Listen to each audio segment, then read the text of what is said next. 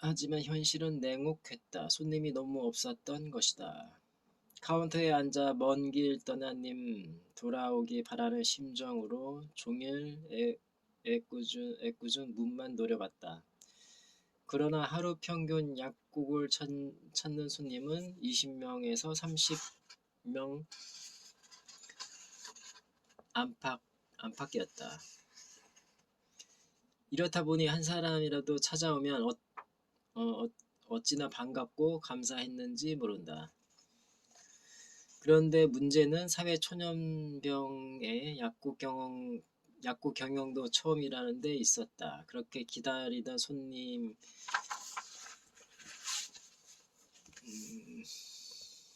손님이 막상 문을 열고 들어오면 반가움보다는 두려움이 앞섰다.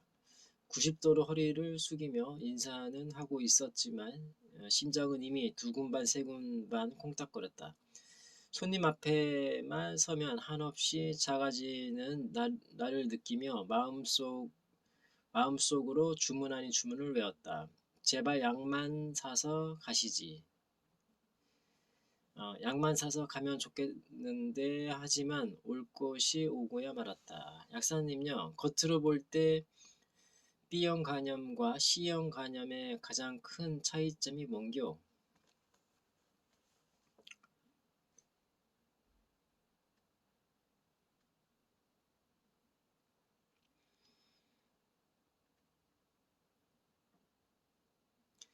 손님들은 내가 미처 알지 못하는 것들을 질문하기 시작했다. 책에 있는 지식이라면 나도 무서울 것이 없었다. 학교 공부도 열심히 했고 약국을 개업하면서 더 많은 지식을 쌓기 위해 나름대로 노력도 했다. 그런데 손님들은 책에 있는 질문 따위는 하지 않았다. 100이면 100 자신의 관점에서 주관적으로 해석한 것을 물어왔다.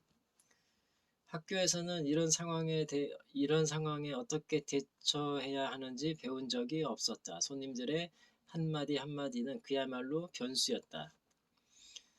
아, 누가 간염 걸렸는겨?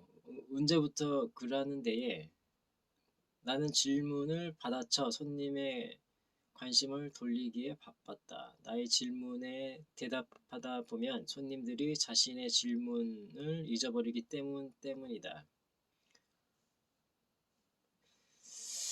한마디로 경쟁력이 없었던 것이다. 지금 내게 필요한 것은 번듯한 약국도 약장을 가득 채운 약품도 아니었다. 바로 경쟁력이었다. 객관적인 경쟁력이 없으면 주관적인 경쟁력이라도 만들어야 했다. 그것밖에 미천이 없었다. 특히 같은 질병을 10년 이상 알아온 사람들은 반의사였다. 오랜 시간 투병 생활을 거치면서 용하다는 병원, 좋다는 민간요법을 모두 겪어봤다. 아는 게 많을 수밖에 없었다. 나는 약국을 찾아와 눈물 없이 들을 수 없는 10년의 투병 스토리를 늘어놓으면 당황하면서도 고개를 끄덕이며 말을 들어주었다. 손님들의 말에 공감하거나 위로해주는 행동 하나에 무척이나 기뻐했다.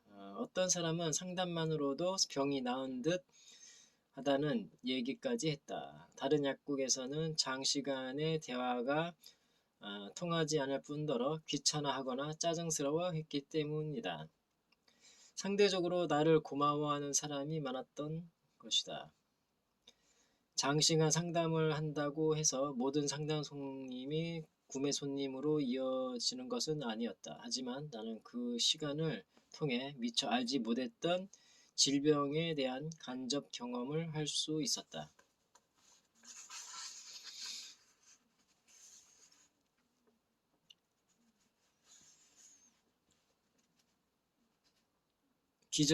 기적을 낳는 기술. 그래 하루 한 명이라도 최선을 다하자. 지금 내가 할 수 있는 일은 그것뿐이다. 아는 것이 부족하니 손님과 지식을 나누기 어려웠다. 경제적으로도 여유가 없으니 물질적으로는 더더욱 힘들었다.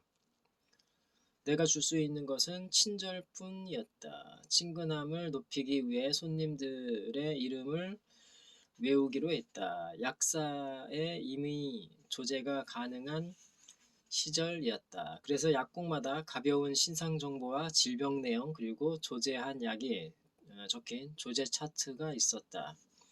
나는 손님과의 상담을 마치고 조제실로 들어가면 수시로 차트를 들여다보며 이름을 암기했다. 벼락치기를 하는 수험생처럼 열심히 외웠다.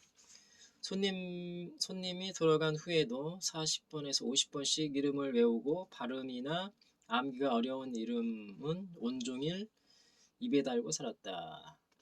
나는 우리 약국을 찾는 모든 사람의 이름을 외우기 위해 노력했다. 나는 그런 손님이 한 달 뒤 다시 찾아오면 이름을 기억해내기 위해 안간힘을 썼다. 그리고 손님이 증상을 말하려 하면 절대로 이름을 물어보지 않고